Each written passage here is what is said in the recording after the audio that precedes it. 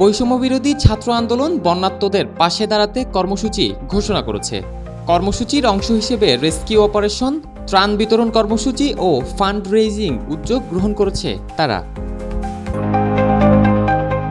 বুধবার ২১শে আগস্ট রাতে সমন্বয়ক মোহাম্মদ আবু বাকের মজুমদারের পাঠানো এক সংবাদ বিজ্ঞপ্তি থেকে এ তথ্য জানা যায়। এতে বলা হয়, বাংলাদেশ বর্তমানে এক সংকটময় পরিস্থিতির মধ্য দিয়ে যাচ্ছে।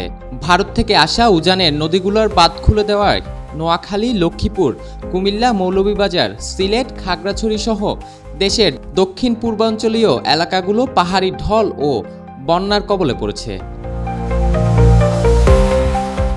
একই সঙ্গে দেশের উত্তরাঞ্চলেও বন্যার আশঙ্কা দেখা দিয়েছে। এই প্রেক্ষাপটে বৈষম্যবিরোধী ছাত্র আন্দোলন সারা দেশে রেস্কিউ অপারেশন এবং ত্রাণ বিতরণ কর্মসূচি চালু করতে যাচ্ছে। এই কার্যক্রম সফলভাবে পরিচালনার লক্ষ্যে বৈষম্যবিরোধী ছাত্র আন্দোলন একটি পাবলিক ফান্ড রেইজিং উদ্যোগ শুরু করেছে।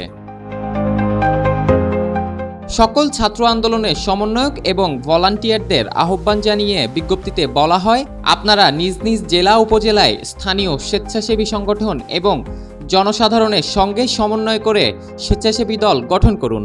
কেন্দ্রীয় প্রতিনিধি দল আপনাদের সঙ্গে সমন্বয় করে বন্যা কবলিত এলাকার মানুষদের জন্য রেস্কিউ অপারেশন ও ত্রাণ বিতরণ কার্যক্রম পরিচালনা করবে।